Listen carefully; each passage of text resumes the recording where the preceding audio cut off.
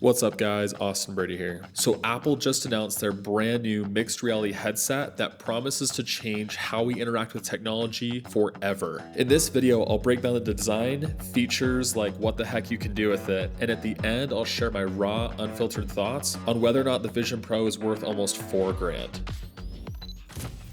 So first we'll start with the enclosure. It's a three-dimensional laminated glass for the exterior. Looks very clean, very premium, very typical of Apple. And then we also have a lot of cameras and sensors. Essentially, it's for taking photos and videos, lots of eye tracking, hand tracking, and then of course to accurately represent and demonstrate to your eyes what you're seeing in the room around you. And then there's two speakers, one for the right ear and for the left ear. It creates amazing spatial audio. That's what Apple's claiming at least. I've had the AirPods Pro and the AirPods Max. And so I've experienced what Apple can do with their speakers, and I've had a very great experience with those. So I can only imagine if this is even better spatial audio, what type of experience that will give you. And then the headband, obviously to help secure the headset to your head. And then they have a fit dial, which helps you dial in your fit.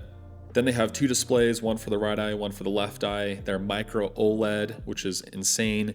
And then essentially they have the equivalent of over 4K for both the right and the left eye, which essentially comes out to 23 million pixels to give you low latency and just absolutely crystal clear vision. So I'm excited to see how that looks. Then they have a light seal, which helps customize the fit. So essentially blocking light and giving you that foam mesh texture to kind of adjust exactly how you like it. And then taking from the Apple Watch and the AirPods Max, we have the digital crown, which helps you navigate as well as return home.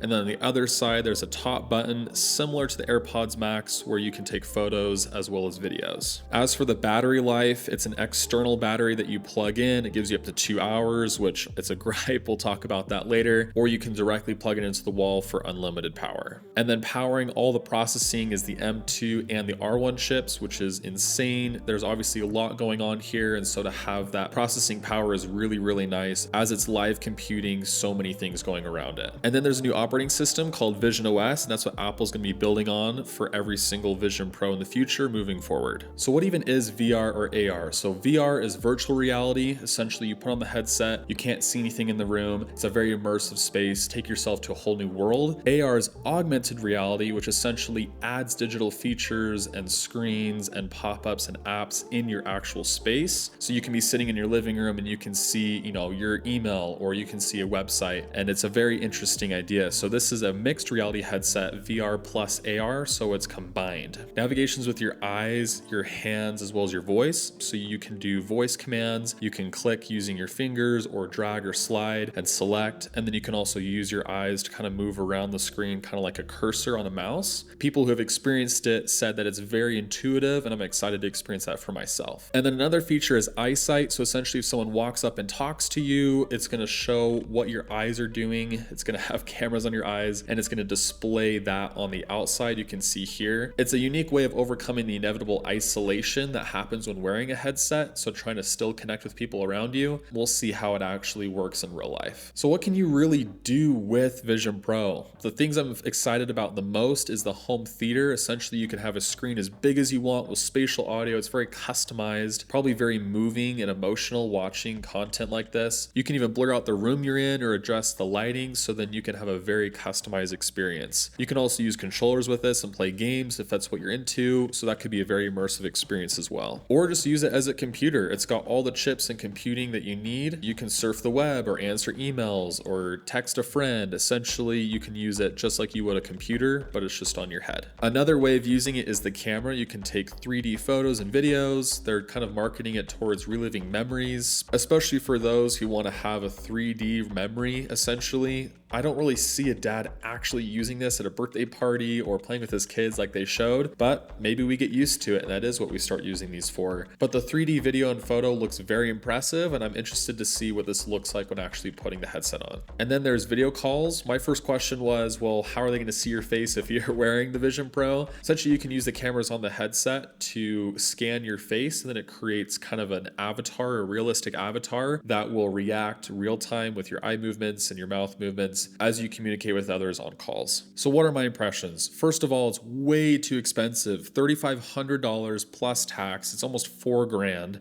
the average consumer isn't going to purchase this one. Obviously, it has Pro at the end, so it's geared towards the developers, the diehard fans, people using this very consistently. I could see Apple in the future coming out with a Vision 2 or maybe a Vision 2 Pro or maybe a Vision SE. In that case, as they increase and upgrade and make it better and better and also are able to decrease the price, I could see myself purchasing that, but right now there's no way. I'm not using a VR headset or AR headset consistently enough. And then with the battery life not being very good, that was my biggest gripe from before. I don't want to plug myself in to watch a 2-hour movie or longer because the battery is only 2 hours. So definitely need to improve the battery life, bring the price down, hopefully improve the experience over time so that it makes it a lot more accessible for really most of us. I will say I'm very excited to see how the spatial audio looks with a very immersive movie type experience, maybe comparable to going to an actual theater because of how big the screen can be, how you can control the exact environment you want to watch it in. So very excited for that. Not excited for the fact that it's going to be isolating. AR or VR headsets, no matter how you do it, at least at this point, it's very isolating. You're looking at whatever you're looking at. It's hard to interact with others. I know there's eyesight. I know there's ways for you to see others and others to see you. I just don't feel like I'd be comfortable hanging out with friends and family consistently wearing this because I've just got cameras and all this stuff on my face. Maybe we'll get used to that, but as of right now, it's going to be a very niche experience and definitely not when you're around others. So those are my thoughts. Let me know what you guys think. Are you impressed? Are you disappointed? Is this something you're looking into getting in 6 months, or are you going to wait like I am for the next couple of years to see future iterations of the Vision Pro?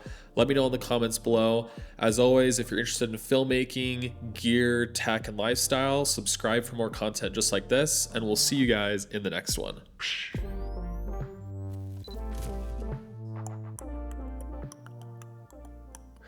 Do you guys like my new DJI mic? So this is brand new. Trying it out for the first time. I feel like it's going to speed up my workflow, at least for videos like this where I don't want to have a whole boom arm and everything. Then I can also make sure it's already synced up, which is super nice.